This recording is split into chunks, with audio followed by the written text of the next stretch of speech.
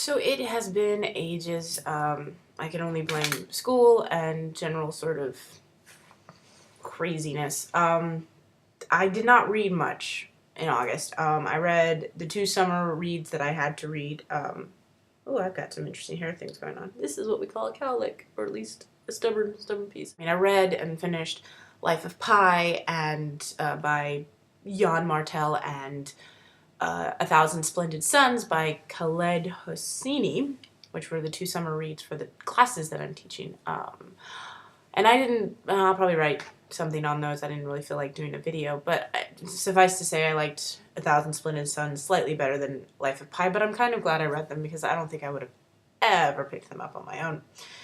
But that's pretty cool. But I did finish, for fun reading, I did finish, there we go, The Ocean at the End of the Lane by Neil Gaiman. I finished it about a week ago. Like I said, it's been busy. And if you don't know who Neil Gaiman is, I probably wouldn't recommend this as a first read of his. We did this for my book club, and one of my friends, it was her first Neil Gaiman, and she liked it, but I could tell it wasn't like, you know. The Ocean at the End of the Lane is sort of a story of childhood memories mixed with sort of eerie, paranormal, supernatural. Once again, Neil Gaiman does it better than anyone because it's not like anything else I've read. Every time he does some sort of mythology or something like that, it's uniquely his. I mean, I'm not an expert on all types of the supernatural, but I would say I've read a lot and seen a lot, not in real life. Like, I watched the show Supernatural and other shows with paranormal elements. So, but he does things his own way.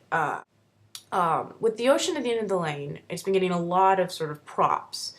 And I was actually looking at reviews on Goodreads, and of course, I always like to look at the bad reviews, which I know is probably weird, but I always feel like that tells me more about the story and the things about it than a good review, which is usually glowing and doesn't actually get to sort of the detail. And I'm always curious at what makes somebody not like a book, especially one that is well received.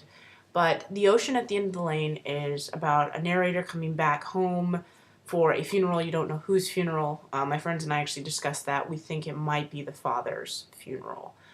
And as he goes, he sees his old home, which is really no longer his home. It's been like redone. And then goes to this place where he used to spend time when he was a kid. And it wasn't very long that he was there, you find out. He didn't know these people for an extended period of time. But it's a story of self-sacrifice and growing up and adults and their truth versus a child and their truths. And it's interesting. I really enjoyed it because it's Neil Gaiman and I'm always taken by his world. It wasn't a page turner. It was a very quiet book. Apparently it was originally a short story, and then as he worked on it and talked to, I think, probably some of his like business people, you know, agents and stuff like that, they expanded it more. I thought he should expand it more. And so it reads very much a bit like a short story where in places it doesn't seem like there's a whole lot happening, although I'm okay with that because I don't think all stories need to be like, you know, very action in your face, slam sort of stuff. I think sometimes it's nice to read a quieter book. I think sometimes our society is pushed away from that because we're so visual and we have such short attention spans now. And that's okay, you know, that's one thing, but I don't know. Sometimes I think a quiet book is a nice thing.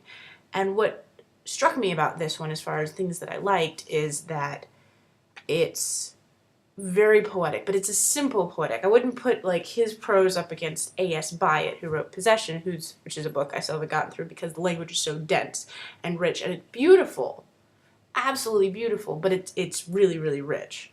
Too simile, figurative, you know, literary device ridden, A.S. Byatt. And I find that Neil Gaiman's is also incredibly gorgeous, but it doesn't quite have that same sort of overdone. It's very simple, but the way he crafts his sentences is incredible. There are sentences there, I think I read one aloud to my mom and I was like, I want to write like this. Of course, Mr. Gaiman has a lot more years on me and probably a better, you know, self-discipline on writing than I do. It's a really good book. But again, I don't think I would encourage someone to make it their first Gaiman read, because I almost feel like you need to have read other things by Gaiman to appreciate him, to get it. Because I feel like it's very personal. I feel like in a lot of ways, maybe not the magical part of it, a lot of this pain and isolation is what Gaiman probably felt himself when he was young. So, like, I think I gave it 4 stars because it's beautiful and it's amazing and it's Neil Gaiman. But I would say that it's not something I would recommend to anybody. You know, it would depend on the person. It would need to be something very, like I said, it's not a page turner. But the details are great. The story is great. Leaves it sort of ambiguous at the end, and you even have the narrator almost forgetting some of the events just as he's just told you, the audience, about them, which, you know, does say a lot about our memories and how we remember things and what our childhoods were like. I just remember mine being particularly happy until I hit puberty, and then it kind of went and hormones and angst. That's what that was. And that doesn't sound like a really positive review, but I mean it. I love this book. It just, I just don't. It seems like it'd be for a very interesting audience. And like I said, if you've never read Gaiman before, I would recommend Neverwhere. Or if you're into young, you know, his children's books, I would recommend The Graveyard Book. The Graveyard Book is fantastic. You know, Gaiman is incredible, and I think he really touched into something deep about himself in this one. For my book club for September, we're reading The Historian by Elizabeth Kostova. Came out in 2005. I was actually working at Barnes & Noble when that book came out, and I started it, but I never finished it because it's a tome. It's like 700 pages or something. But it was the same year I also started reading Twilight, so that brings you back to then. But it's a vampire story, but it's very historical, and so I'm looking forward to it. I've read 7% of it. That's what I'm reading for September. I hope to read some other things. I have some things to read for school to sort of refresh my memory of them, which is, you know, cool, because it's nice to teach something that I've read before. I'm trying not to buy so many books, but I do know that... No. Fangirl by Rainbow Rowell is coming out September 10th, which is next week. Well, a week and a half away, and I probably will get that. So that might be on my to-reads list, because I really liked Eleanor and Park by Rainbow Rowell, and Fangirl, because it was about a girl who really was into an actor. I figured, I can probably relate to that. So that's kind of all my plans are for September.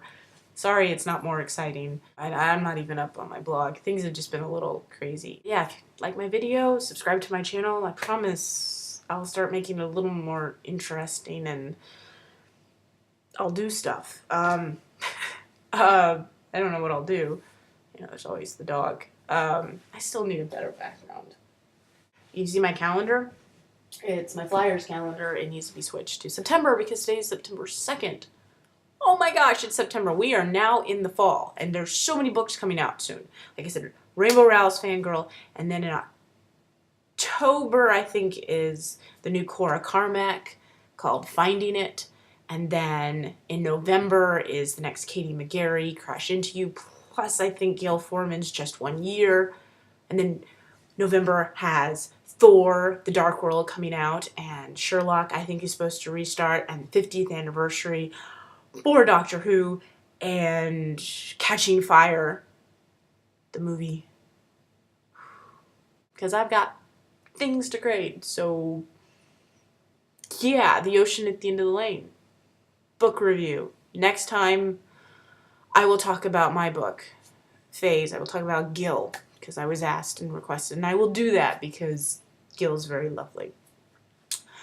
If any of my students are watching my videos, since now that you have found them, both new and former students, hello. Former students, I miss you a lot. New students, you should be working on your essays. Peace out.